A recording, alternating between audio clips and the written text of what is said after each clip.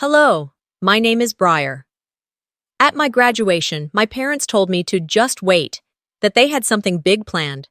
I thought it was a surprise party, maybe a trip, or even a car. Instead, I found out I was $213,000 in debt. On paper, at least. Debt they created. In my name. Without my consent. They forged my signature, stole my identity, and told themselves I'd never find out. Because I never questioned them. Because I was the quiet one, the strong one, the one who never needed help. But how do you confront a family that's been preparing to betray you for years? And what do you do when the people who raised you erase you? Would you still call them family? It had been years since I'd seen my father in a tie. That alone should have been the first red flag. But I was too caught up in the moment, my graduation day. I stood outside the university auditorium, cap in hand, surrounded by classmates and congratulatory chatter. The sky was a flat Oklahoma blue, and the May sun beat down without apology. Sweat gathered at my temples, but inside, I was glowing. I'd made it. 4 years of working part-time, juggling loans, late-night coding assignments, surviving on black coffee and impulse, to walk across that stage with a degree in data science clutched in my hand. "You look beautiful, sweetheart," my mom, Vera, whispered as she straightened the collar of my robe. "Just wait until after the ceremony. We planned something big." She said it like she was delivering a secret. Eyes narrowed just enough, her lips curved into that smile she used when she wanted to feel superior without being obvious. My father, Thorne, stood beside her, arms folded, smiling like a proud coach. And Cass, my older brother, hovered behind them, hands in pockets, looking like he wanted to be anywhere but there. I nodded and laughed politely. "You guys didn't have to do anything." "Of course we did." "You're our shining star," she said, "and stars deserve a proper celebration." The way she said "our" made something shift inside me, but I shoved it down. It was a big day. No time for overthinking. The ceremony passed like a dream. I shook the dean's hand. Cameras flashed. My name echoed through the auditorium as I walked across the stage. Alone, but tall. When it was over, we filed out into the sunlight, blinking, waving, hugging strangers and family alike. That's when Vera insisted we head to lunch. Just us, at a cozy little steakhouse downtown. "Not too fancy," she said, "but perfect for the moment." They'd reserved a private booth tucked away in the back, dimly lit, with burgundy leather seats that creaked beneath us. Vera ordered champagne. Cass ordered fries and a beer. I sat at the center of the booth, flanked by my parents. "To Briar," Vera toasted, raising her glass. "To her brilliance, her hard work, her future." I smiled. I was grateful. Or at least I wanted to be. Then she pulled out a cream-colored envelope and slid it across the table. "This," she said, "is your future." My fingers hesitated on the edge of the envelope. Everyone was watching me, waiting. My heartbeat ticked like a metronome in my ears. I peeled it open and pulled out the folded statement. The logo on the top corner hit me first, Bank West Financial. Beneath it, account summary, then the number, $213,476.28. What? My name was at the top of the page, my address, my social security number. I flipped the page over, multiple credit lines, one personal loan, 2 cards maxed out, a business line of credit. My stomach hollowed out. Cass chuckled. "Guess you're finally adulting now." Vera didn't laugh. She just nodded and took another sip of champagne. "We'll talk about it at home." My hand trembled as I folded the statement and slipped it back into the envelope. No one said anything else about it. They returned to their meals, their toasts, their lives. I just sat there, staring at my untouched plate, while a slow, burning chill crawled down the back of my neck. After lunch, I faked a headache and excused myself. "I think I just need to lie down for a bit," I said, standing too fast. No one stopped me. The ride home was silent. I barely noticed the stoplights or turns. When I got back to my apartment, I locked the door behind me, kicked off my shoes, and dropped the envelope on the kitchen counter like it might bite. I poured a glass of water, took one sip, and dumped it out. My hands shook too much to hold it steady. Sitting down at the dining table, I opened my laptop. I typed Bank West Financial into the search bar, then copied the account number from the statement and looked it up through the bank's online verification tool. It was real. Every word, every dollar. I checked my inbox. Nothing from Bank West, but buried under months of ignored junk mail was a lone message marked urgent. It had arrived 3 weeks ago, but I'd never opened it. Subject: Final account. Verification request. Immediate action required. Inside were links, PDF attachments, confirmation forms. The blood rushed to my ears. Had I missed it? Had they really done this 3 weeks ago and said nothing? I tried logging into the bank's online portal using the temporary credentials in the email. Password expired. My mind raced. What if they used my old address? What if they called the house? What if I'd said yes to something without realizing? No, I hadn't signed anything. Had I? I opened my personal financial tracker. My student loans were there. My savings, small but stable, was intact. But none of these new accounts were listed. These had been opened separately, under my name, with their own separate profiles. I closed the laptop and leaned back. I stared at the ceiling. And then the email came in.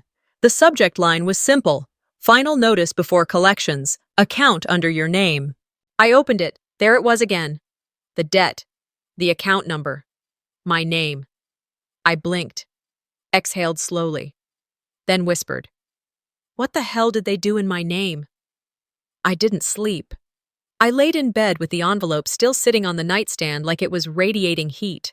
It was past 2 a.m., but the more I stared at the ceiling, the louder my thoughts became. My phone was face down beside me, silent except for the occasional buzz, reminders from credit alerts I never signed up for. I hadn't responded to anything since the graduation dinner. I couldn't. The silence between us was loud enough. I turned over, stared at the wall for a few seconds, then finally got up. I made a cup of tea I didn't drink, opened my laptop, and typed my name into a public business registry. I don't even remember what made me think to do that. Maybe it was instinct. Maybe it was just desperation. And there it was, Cass Automotive Solutions, registered 3 years ago, during my freshman year. The filing date coincided with the same week I'd been cramming for finals and pulling double shifts at the campus bookstore. I clicked through to the details. Ownership: Cassian Caldora, 51%. Briar Mira Caldora, 49%. My breath caught in my throat. My name was on official state records for a company I didn't even know existed. I blinked hard, thinking maybe I'd typed something wrong, that it was some kind of glitch. But it wasn't. Every detail, my name, my legal ID, my birth date, matched perfectly. I leaned back in my chair, numb. 3 years. 3 years they had used me without saying a word. While I was skipping meals to pay tuition, they were running a business under my name and letting the debt pile up behind my back. I opened my email, my hands cold against the keys. I started searching for anything that might explain this, and that's when I found it. A forwarded email from my mother's account. It had been buried deep, lost under dozens of school newsletters and junk mail. Subject: DocuSign confirmation, partnership agreement. I clicked the attachment. It was a digital document. I scrolled down and saw 2 signatures, one from Cass and another that looked like mine. Sort of. The date stamp was during winter break, sophomore year. I'd been home, sick with the flu. I never signed anything. I didn't even have a laptop that week. I checked the document history. There it was. IP address, the Caldora family home. I suddenly remembered Vera's voice, calm and maternal. "Don't worry about the details, sweetheart. Just focus on your studies. We'll handle the boring paperwork." God, she meant that, literally. The weight in my chest kept building. I scrolled further and found attachments tied to the business. Loans, merchant accounts, lines of credit, all of it tied to me. My credit profile had been the foundation for the entire operation. My fingers hovered over my phone. I stared at the screen, thinking, rethinking, but then I tapped call and dialed her. Vera picked up on the second ring. Honey, are you okay? It's late. You used my name, I said. My voice was even, colder than I expected. There was a pause, not long, but long enough for me to know she wasn't surprised. We were going to talk to you after graduation, she said softly. Why ruin the moment? Ruin the moment? I repeated. You registered a company under my name. You opened accounts. There's over 200 grand in debt attached to me. Oh, don't exaggerate, Briar. Those accounts are in process. We're paying them down. It's not like you're liable, technically. Technically? I could feel my hands shaking again. My name is on every document. You forged my signature. It was for the family, she said, and her voice shifted into that gentle, guilt-tripping tone she'd perfected.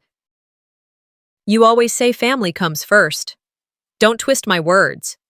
I'm not twisting anything, she said, a touch defensive now. You're so dramatic sometimes. I held my breath. I'm going to the bank tomorrow, I said finally. And just like that, her tone snapped. You're overreacting. Don't do anything stupid. This is bigger than you understand. I didn't answer. I just hung up. For a while, I just sat there. My legs had gone numb from sitting too long. I stood, stretched, walked to the bathroom, and splashed cold water on my face. My reflection stared back at me, tired, angry, and finally awake. I let them do this because I trusted them. That thought echoed in my head as I returned to my laptop. I stared at the emails, the documents, the file folder now swelling with screenshots and downloads. They'd always called me the dependable one, the quiet one, the strong one. All that meant was they thought I'd stay silent, that I'd keep taking it. I closed the laptop, grabbed my purse, and slipped on a hoodie. The night air was sharp, but it felt good against my skin. I got in my car and drove to the nearest 24-hour FedEx office. I printed out everything, 15 pages, each one damning in its own way. I bought a manila envelope and a shipping box. Then I drove home, sat on my bed, and labeled the folder in black marker. Briar Caldora, Personal Identity Evidence. When I finished, I stared at it for a long time. Then I opened my phone and searched for a lawyer. Not tomorrow. Now. I wasn't going to ask for permission this time. Morning came slower than I expected. I'd filed the fraud alert just before 4 a.m., and by the time the confirmation email came through, the birds had already started chirping outside my window. I closed my laptop, collapsed onto the couch, and stared at the ceiling. Sleep wasn't coming, but neither was clarity. What came instead was silence, the kind that doesn't settle you, just lets you know you're completely on your own. I needed air. I slipped on sneakers, grabbed a hoodie, and stepped outside without checking the mirror. The neighborhood was quiet, the way it usually was early on a weekend. Kids were still inside, the roads empty except for the occasional dog walker or jogger who glanced at me, probably wondering why I looked like I hadn't slept, and they would have been right. I walked down toward the park a few blocks away. It wasn't anything special, just a few benches, a cracked path, and a pond that reflected the sky when it wasn't filled with leaves. But I used to come here when I was younger. It was the only place I felt like I could hear myself think. Sitting on the same bench I had as a teenager, I tried to remember the first time something felt off. Not just recent, deeper than that, and memories started tumbling out, slow and small. My 9th birthday. Cass got a brand new mountain bike. I got a hardcover book about women in science. I remember Vera saying, "You're the smart one. That's your gift." It hadn't felt like a gift. It felt like a label. A polite way of saying, don't expect anything flashy. Be useful. There were always little differences. Cass got picked up from practice. I walked home. Cass had a special dinner when he scraped by with a C in algebra. I brought home straight A's and heard, "Don't let it get to your head." When I made honor roll, they told me it was expected. When Cass got a job interview, they threw a barbecue. I used to think it was just how things were. That being the quiet one meant getting fewer words. That being strong meant being ignored. But now I wasn't so sure it was ignorance. Now I thought maybe it was intentional. Later that afternoon, I sent a message to someone I hadn't spoken to in years. Lacey, my best friend from elementary school. We'd lost touch after high school, not because of a fight, just life pulling us in different directions. She'd moved to Austin, started teaching. I wasn't sure she'd even reply, but within an hour, I got a simple message back. "Hey stranger, I saw your name in the news. You okay?" That part stopped me cold. "In the news?" I replied. "Yeah, small business filing. Your name's listed." Just happened to be researching LLC setups for my class and saw it. We agreed to meet up for coffee when she passed through Tulsa the following weekend. She'd be back visiting her mom. Perfect timing. I didn't tell her everything in the messages, just that I needed to talk. She didn't ask questions. That's why she had been the only friend I truly trusted. When Saturday came, we met at a coffee shop downtown. Neutral, public, simple. Lacey looked the same, just a little more grown into herself. Glasses, no makeup, confident. "You look tired," she said, hugging me. "You're not wrong." I laughed, but it didn't reach my eyes. We got coffee and sat by the window. The small talk didn't last long. "I know this is weird," I said, "but do you remember why we stopped hanging out so suddenly junior year?" She paused, brows furrowing. "I thought it was you. You kind of pulled away." "No, I didn't. I always wondered what happened." Lacey took a breath. "Your mom called mine. Said, well, she told her I was a bad influence, that you were craving too much attention and it was becoming unhealthy. I didn't tell you because I was embarrassed.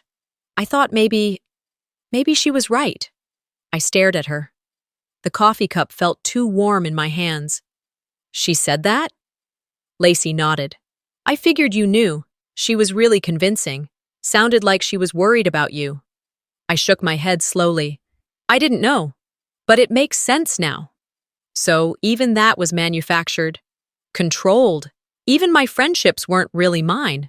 I tried to brush it off, change the subject, but I think Lacey saw through it. She didn't push. She just said, "If you need anything, I'm here now." I walked home after that meeting with a knot in my stomach I couldn't untie. I went straight to the kitchen, poured a glass of water, and just stood there, trying to figure out what part of my life had been real. The silence in the house felt different now, less peaceful, more loaded. I called Vera that night. She answered on the third ring. "Hey, baby," she said cheerfully, like nothing was wrong. "I didn't waste time. Why didn't you protect me the way you always protected Cass?" There was a pause, just long enough to make my pulse throb in my ears. "Because you didn't need it," she said softly.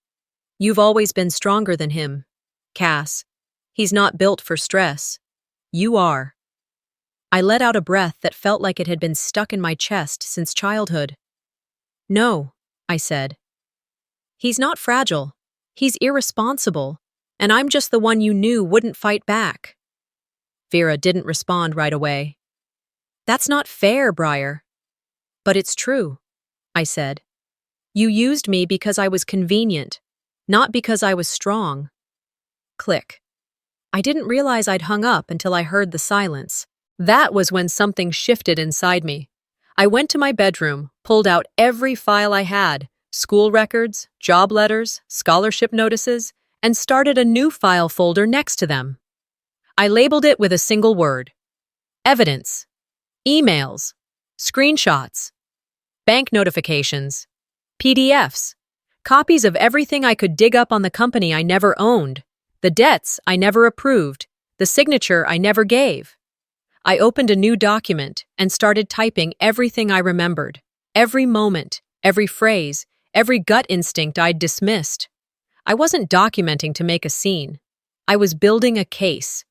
My apartment looked like the beginning of a trial, a quiet rebellion, one paper at a time. I stopped at one point to stretch my legs, made a cup of tea that I finally drank.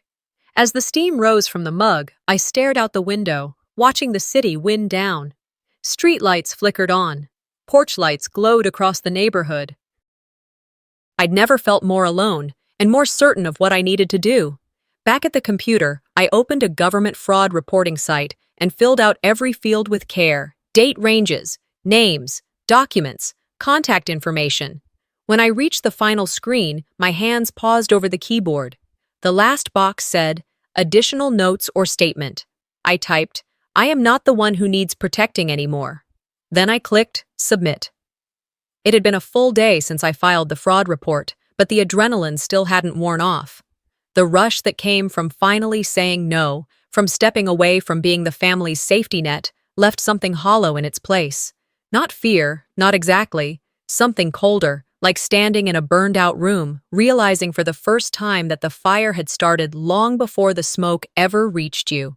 I'd just returned from a quick walk around the block. I needed to stretch, to breathe air that wasn't recycled through guilt and betrayal. As I kicked off my shoes by the door, my phone buzzed on the kitchen counter. I thought maybe it was the bank, maybe my lawyer contact finally following up. It wasn't either. It was a video notification. One new message from Dr. Stephanie Carroll. My stomach tightened. She'd been my academic advisor since sophomore year. She was the only person on campus who'd ever looked at me like I wasn't just a quiet achiever, but a full human being.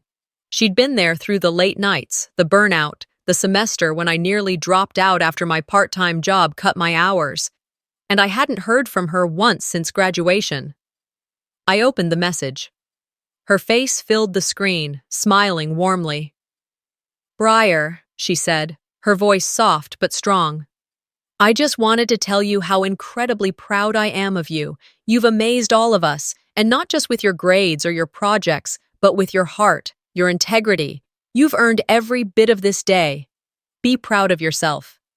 The video cut out. Just like that, I sat down, staring at the screen, realizing with slow, dawning rage that this had been hidden from me. I asked my mom the day of the celebration if there had been any messages. She'd looked at me, barely blinking, and said, "No one sent anything worth including." She'd shrugged like it was nothing. I replayed Dr. Carroll's message 3 times. Each time I felt something tighten in my chest. Not grief, something sharper. I hadn't cried since this whole thing began. But this felt personal. When I'd finally caught my breath, I went into my room and pulled out the box of keepsakes from the graduation party. Vera had insisted on printing her own announcement cards. She'd made them herself, ordered them from some discount printer online, said it was more custom. I hadn't looked too closely at them during the party. I was too busy pretending to enjoy the fake speeches and overcooked chicken, smiling at distant relatives who told me things like, "Your mom really went all out for you," or, "Wow, Cass must be proud to have a sister like you." I pulled one card from the box now, decorative, gold-trimmed, neatly folded. On the cover, "Together, we celebrate a new chapter." Inside, in cursive font, "We honor the hard work and perseverance that led to this moment. A family achievement, a legacy of strength and unity. No name, not mine, not even a hint. No date, no photo, no mention that I had graduated with honors, that I'd done it while working 2 jobs, that I'd skipped spring break 3 years in a row to catch up on credits, that it was me, just me. It was all we. Us. The Caldora legacy." I looked at the card like it was an artifact from another life, something packaged to look like pride, but hollow inside. I could still hear Vera's voice echoing through the kitchen that afternoon when someone asked about my scholarship. "We're all so proud of what we've accomplished together," she said, smiling like it was a toast. What we accomplished? Cass had stood by the grill, flipping burgers like he was the one being honored. People congratulated him more than me. My name hadn't even been on the cake. I remember that too now. Chocolate sheet cake, white icing, gold trim.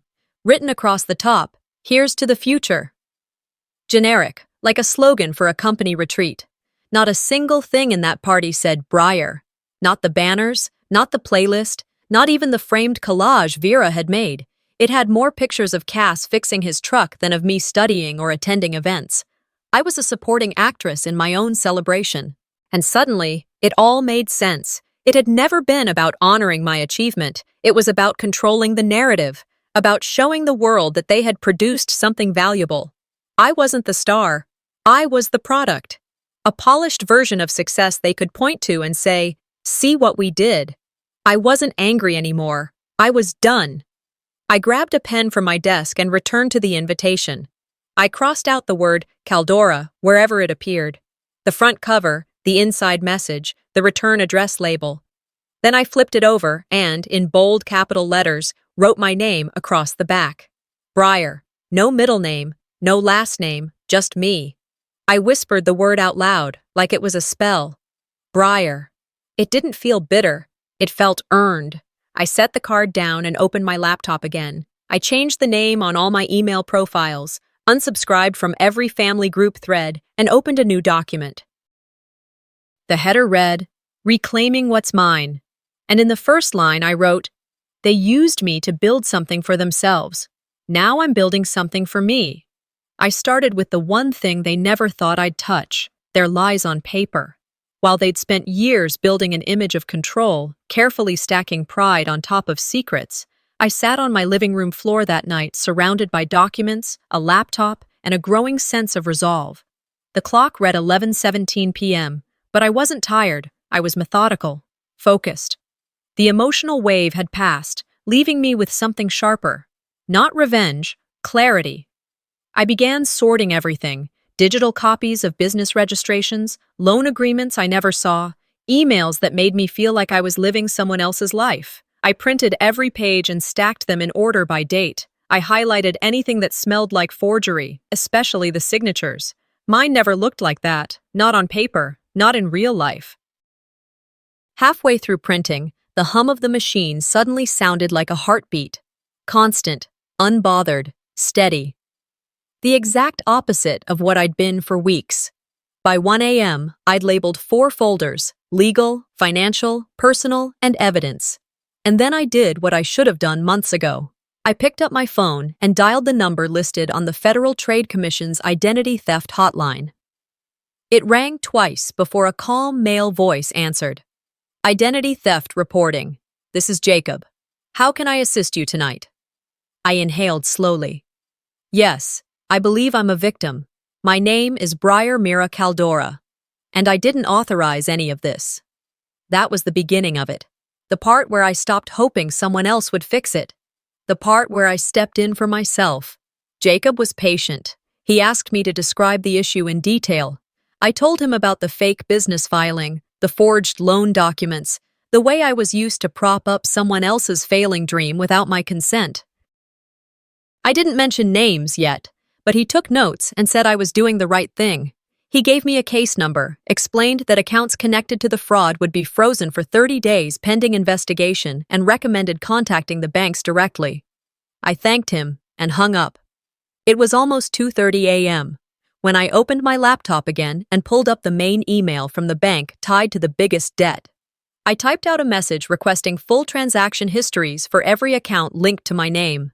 Within 15 minutes, I got an auto reply. "Request received. An account manager will contact you shortly." I shut the screen and leaned back on the couch. My body was still, but my mind was already 10 steps ahead. A name came to me: Clara Sandoval. She'd helped a former classmate of mine after his stepfather drained his trust fund. She specialized in financial fraud, especially inside families. I didn't know her personally, but I still had her number saved. I stared at it for a minute, thumb hovering over the screen. Then I tapped call. It rang 5 times before voicemail picked up. "This is Clara. I don't answer unknown numbers, but if this is about a case, leave your info and I'll call you back." I left a message, just enough detail to spark interest. "Hi, Clara. This is Breyer Caldora. I was referred to you through a former classmate. I believe I'm dealing with identity theft and internal family financial misuse.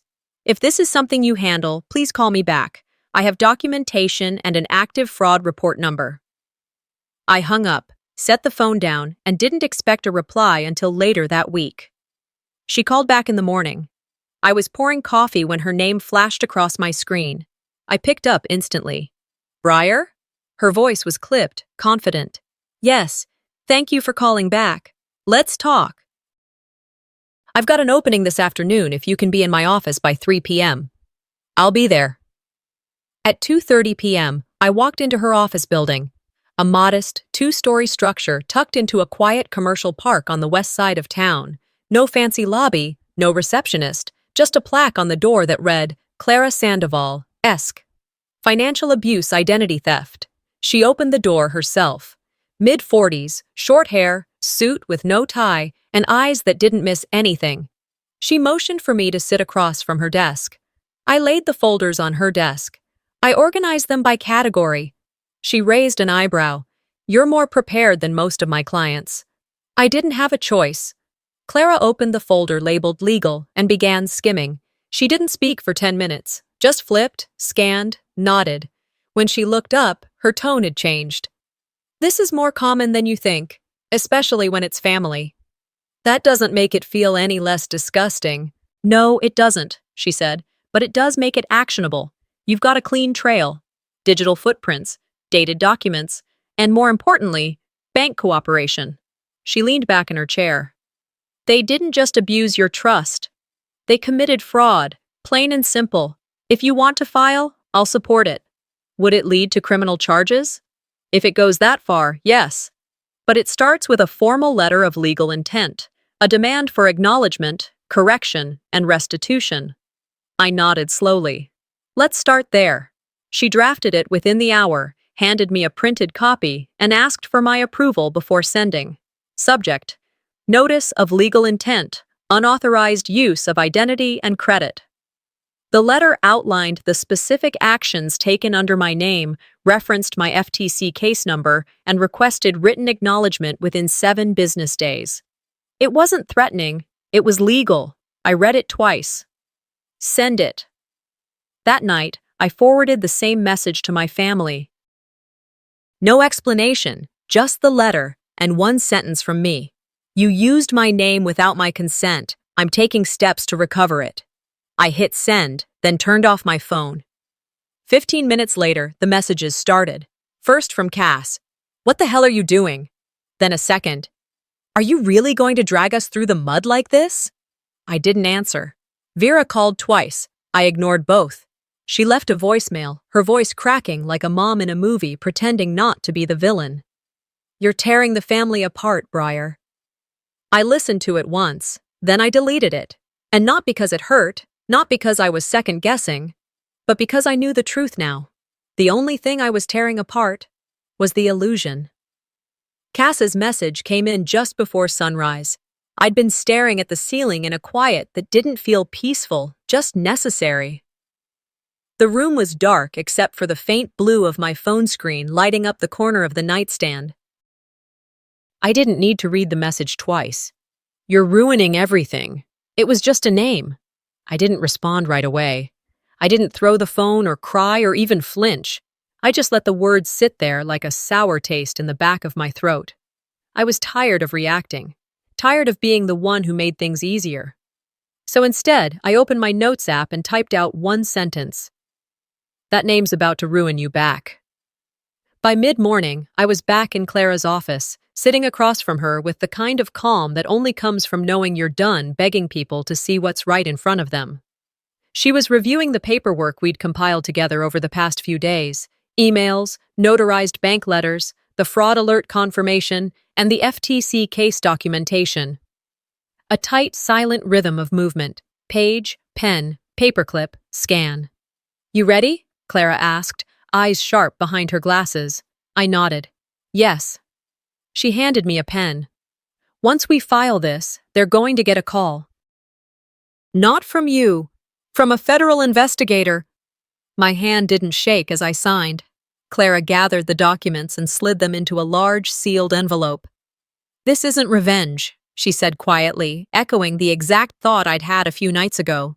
This is reclaiming what they stole. Your credit, your identity, your peace of mind. I didn't need comfort. I needed action. And that's exactly what we did. Later that afternoon, I received a call from the bank. A soft-spoken woman named Karina introduced herself as part of the internal investigations team.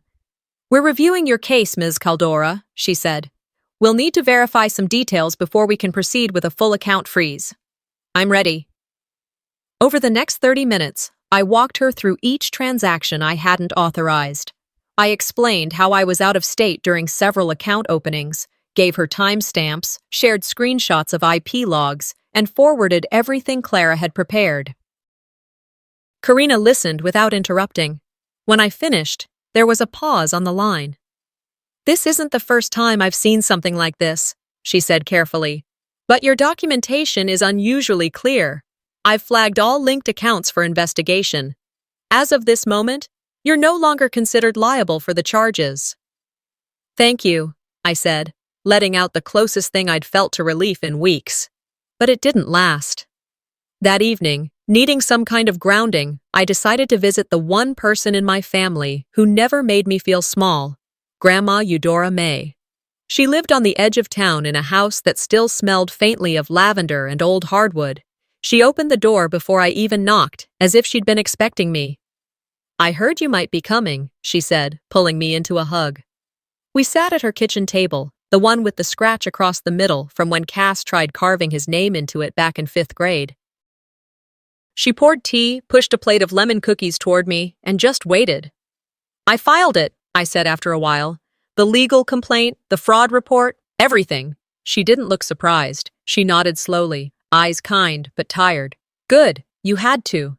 Then her face shifted. A small furrow formed between her brows. "I never told you this," she said, "because I didn't think it mattered anymore. But now, maybe it does." I waited. "When you were born, your grandfather set up a trust in your name. He was adamant about it, said it would be yours when you turned 25, no matter what." I blinked. "I never heard about that." "I know," she said. "I didn't either, not until he passed. And even then, I assumed it was still in place. Until 2 years ago. I asked for an update and was told your name had been removed." "What?" She looked away, the kind of glance someone gives when they don't want to confirm what you already know. "Who changed it?" I asked, already knowing. "Your mother," she said softly. "Apparently, she had power of attorney for a brief window before the estate was settled. She claimed she was simplifying things, said it would be better managed as a shared family asset." My jaw clenched. "So Cass gets it now?" "I'm not sure. The records are murky, but I know your name's not on them anymore." I stood up, not out of anger, just out of the need to move, to do something. I walked to the edge of the living room and stared out her window. They didn't just forge my signature. They erased my future. I stayed a little longer, long enough for Grandma to tell me some stories I half remembered from when I was little. But I couldn't stop thinking about that trust. How something that was supposed to be mine had been quietly taken and folded into someone else's plan, like I was a footnote in my own life. When I finally left, it was almost sunset. The wind had picked up, sharp and dry. I walked 3 blocks before I stopped, pulled out my phone, and opened the Notes app again. "What's stolen must be seen before it can be reclaimed," I typed. I didn't need to post it. I just needed it to exist somewhere outside of me. As I started walking again, my phone buzzed.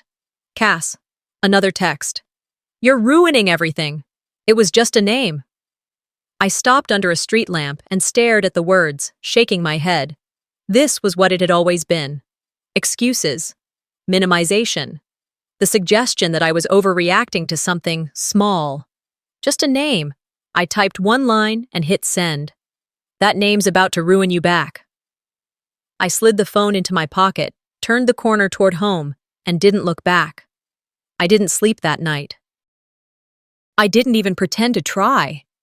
I sat at my desk in the dark, the blue glow of my laptop painting soft shadows across the room. My phone sat face down beside me, but the vibrations hadn't stopped in hours. Missed calls, new voicemails, a cascade of notifications that felt more like alarms than attempts to connect. 63 missed calls, 21 messages, all from the same people who had decided at some point that I was theirs to rewrite. I flipped my phone over, thumbed through the most recent ones. "Vera, you're scaring us. Please stop." "Cass, you're being insane. Stop embarrassing us." Insane. That's what they always call women when they stop complying. I took a sip of now cold tea and opened my laptop again. I wasn't hunting anymore. I wasn't unraveling. I was archiving, stacking bricks of truth where their walls had been made of manipulation and gaslight. Bank statements, loan records. The fake signature again and again, each one a little different, never quite matching the real one I'd practiced in cursive since I was 12. The folder I'd labeled Truth was now over 200 pages deep. Around 3 a.m., an email notification slid across my screen. The subject line stopped me. Internal disclosure, off the record. I clicked. It was from Karina, the bank investigator I'd spoken with a few days ago, the one who had asked thoughtful questions, the one who had sounded just a little too quiet on the last call. She wrote, "Hi, Briar. I know I shouldn't be emailing you like this, but I felt you deserved to know. Your mother told us you had authorized the paperwork, that you'd signed it. We had no reason to doubt her at first, but something didn't sit right with me, so I checked. The metadata in the e-signature doesn't match your email or IP history. It came from a device registered at the Caldora home address. I've escalated this internally. I'm sorry it took this long. Karina." I read the message once, then again, and then I sat there, frozen. All the doubt I'd carried for years, those moments when I thought maybe I was remembering wrong, maybe I was too sensitive, maybe they were right to treat me like background noise, it all dissolved. Because this wasn't just an opinion anymore, it was evidence. Someone on the inside had looked at the data, the actual trail, and confirmed what I'd known in my gut. Vera had forged my name. I printed the email, 3 copies. One for Clara, one for my file. One just to hold in my hands and read when I needed to remember I wasn't crazy. I slid the new page into the folder marked Truth, and this time, the name felt justified. The sun started to rise not long after. I didn't need light to feel awake. I was beyond awake. I was something else now, wired by clarity. By noon, the tone of the messages had shifted. Cass left a voicemail, his voice cracking halfway through. "I didn't think it would go this far, Bree. Come on. You're blowing up everything. You're going to ruin the family." Then came Vera's texts. "You don't understand the damage this will do. Please don't do anything drastic." And then one from my dad, Thorne, who hadn't said a word this whole time. We did what we had to. No apology, no denial, just a statement, cold, final. I typed out a reply, but didn't send it. Instead, I whispered it out loud. "And I'm doing what I have to." That afternoon, I drove to a print shop and had every key document duplicated and notarized. I placed them into a new fireproof binder. One for my records, one for Clara, one to give to the authorities if things escalated. When I got home, I made a decision. I opened the group message thread I hadn't touched in weeks. The one Vera used to send passive-aggressive family updates or links to inspirational articles about obedience, forgiveness, legacy. I typed slowly, "You have 72 hours.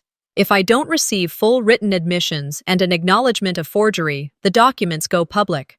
I'm not asking, this is happening." I hit send. Then I turned my phone back to Do Not Disturb and walked outside. It was warm, late afternoon, the kind of golden light that makes everything look nostalgic. I didn't feel nostalgic. I felt ready. The silence lasted about 40 minutes. Then, ding, one reply from Vera. 4 words. "Let's talk. Not like this." There was never any like this before, just them talking, and me disappearing.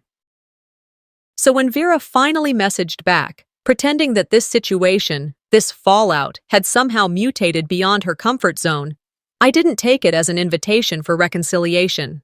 I took it as exactly what it was, damage control. Still, I agreed to meet. Clara advised me to keep it public, controlled, neutral. So I chose a cafe tucked between a yoga studio and an old bookshop, places none of them frequented. One of those quiet booths in the back where the noise of the espresso machine could drown out the worst parts of a conversation.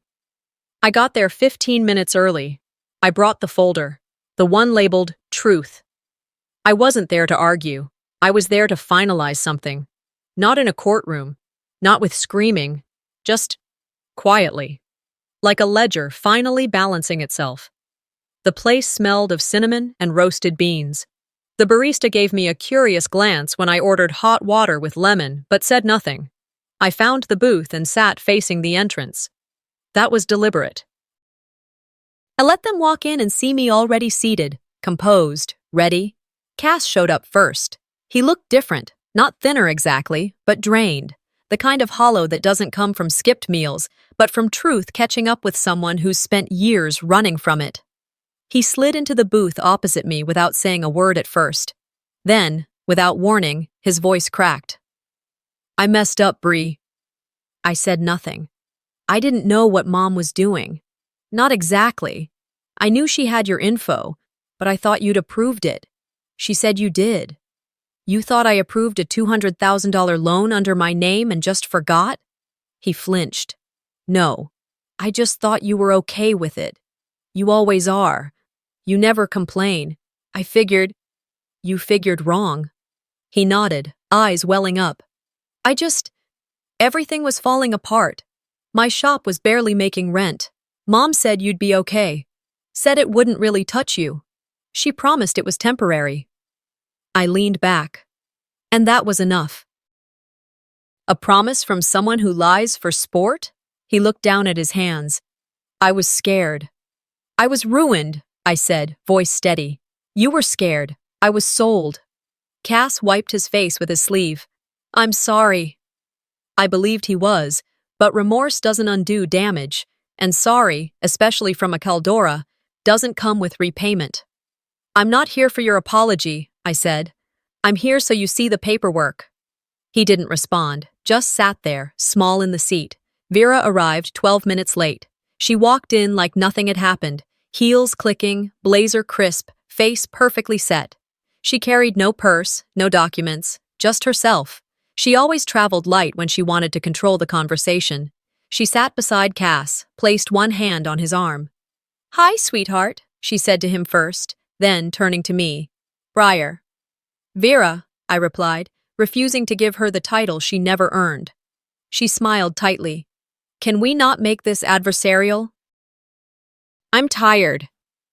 Then don't lie, I said. That usually wears people out. She didn't flinch. Look, we didn't know what else to do. Cass was drowning. You were stable. We thought, no, I said, cutting her off. You decided. You didn't ask. You forged. You stole. Don't reduce that to we thought. Her jaw tightened. You've always been the strong one, Briar. Cass, he's not built like you. And I was the quiet one, I snapped. Not the willing one. There's a difference. Vera inhaled slowly. Can't we fix this without lawyers? We're still a family. We were a family when you erased me from my own graduation, I said, opening the folder. We were a family when you stole a trust my grandfather left me. We were a family when you forged my signature. Tell me, at what point did I matter to that family? She said nothing. I pulled out the documents one by one, the LLC registration, the loan agreements, the notarized e-signature comparison. And finally, the internal email from the bank confirming the fraud. I slid them across the table like poker cards. This is every lie, I said, and every piece of proof. She didn't touch the papers, just stared at them like they might catch fire. You committed a felony, I continued. I'm not pressing charges. Not yet. But I'm not covering this up either. Why not? She whispered. Why expose all this now? Because you counted on me staying quiet. Again. I'm breaking that cycle. Cass looked between us like a child caught between feuding parents. But he wasn't a child, and I wasn't a victim anymore. I stood. Vera reached across the table. We were just trying to build a life. I paused, then turned slightly, just enough for her to hear me. Then maybe you shouldn't have built it on my name. And I walked away, not because I had the final word, but because I no longer needed one. I walked out of that cafe with nothing in my hands but everything I needed. The folder, truth, wasn't mine to carry anymore. I'd laid it out. I'd shown it all. And for the first time in my life, I didn't feel like I owed anyone an explanation for the weight I'd finally put down. The sun was starting to set as I walked to my car. It was one of those early summer evenings when the air still holds heat, but the light softens. I took my time driving home, Windows cracked, letting the wind tangle through my hair, as if that alone could carry away the residue of everything that had built up inside me for 23 years. Back at my apartment, I dropped my keys into the bowl near the door and sat on the living room floor. No music, no wine, just me and the silence. I pulled my laptop closer, opened a browser, and searched for the video. There it was. My graduation ceremony, streamed online, still sitting on the university's YouTube page, buried beneath hours of footage and forgotten speeches. I fast-forwarded until the moment arrived. Briar Mira Caldora. My name echoed through the auditorium speakers. The crowd clapped. The camera panned to me, walking across the stage, shaking hands, smiling because that's what you do when your name is called and the world expects a performance. I paused the video. Then I rewound it, played it again, let it sink in. That was my name. On their list, on their screen, in their database. And for once, not hijacked, not borrowed, not manipulated, just mine. I smiled, slowly, without fanfare. A private moment of acknowledgement I hadn't known I needed. In the days that followed, life didn't return to normal. It recalibrated. I started a remote job with a data security firm out of Austin. They didn't care about my family tree, just my resume. I paid my rent on time, under my own credit history, now cleared of their debris. The first month, I stared at the confirmation email a little longer than necessary, just to be sure. No shadows behind the numbers. No surprise attachments. The messages from my parents had stopped. The silence wasn't loud anymore. It was clean. Once in a while, Vera sent short emails, single-sentence things like, "Hope you're well." I never responded, not because I was holding a grudge, but because I had nothing left to offer that conversation. I was no longer part of their narrative, and I didn't need to be. Cass, on the other hand, still tried to reach in from time to time. One morning, I opened Venmo to send money to a friend for groceries and saw his name. Request. Need help with rent. Just $200 to get by. I didn't click decline. I deleted the app. Completely. Some threads don't need to be untangled. They need to be cut. A week later, a padded envelope arrived at my mailbox. No return address. No note outside. Just a small check tucked inside. A personal one, written in Vera's handwriting. $2,130. There was also a note on torn stationery. For the first 1% of the debt. I let out a laugh, not cruel, just real. A dry, clipped sound that surprised even me, not even a full apology. Just an installment of guilt with a mathematical wink. The kind of thing someone writes when they still believe the world owes them sympathy for meaning well. I folded the check in half, then again, then again. 8 folds in total before it was the size of a coin. I dropped it into the recycling bin next to the kitchen counter, where it landed softly on yesterday's newspaper and an empty pasta box. Done. It was just after 7 p.m. when I lit the small candle near my bookshelf and poured myself a cup of chamomile tea. I stood in front of the one photo I'd framed from graduation day. It wasn't from the stage or with classmates. It was a candid someone had taken and emailed to me later. A still shot of me standing alone outside the auditorium, wind blowing my gown to one side, tassel caught mid-air, eyes closed like I'd just exhaled after holding it all in for too long. No crowd, no parents, just me. I'd printed it in black and white, hung it above my desk. Underneath the frame, in small script, I'd written, "This name belongs to me now." And it did. It belonged to the girl who spent years being agreeable, dependable, invisible. To the woman who refused to let a forged signature define the rest of her story. To the person who'd learned that family was not a shield if the hands holding it were the ones wounding you from behind it. The air in my apartment felt different now. Still, settled, as though even the walls had waited for this moment of finality. I sipped my tea slowly, letting the steam rise and blur the edges of that framed photo just enough to make it feel like a memory. And then I whispered to myself, not with pain, not with regret, just truth. They erased me for years, But all it took was one signature, mine, to write myself back in. Sometimes the deepest betrayals come not from strangers, but from the people we trusted to protect us. This story wasn't about revenge, it was about reclaiming a voice that was silenced for too long. So let me ask you, what would you do if your own family crossed a line you never thought they would? Have you ever had to walk away? Not out of anger, but to finally find peace. If this story moved you or reminded you of something you've lived through, share your thoughts in the comments. And don't forget to subscribe because more real, raw, and powerful family stories are on the way.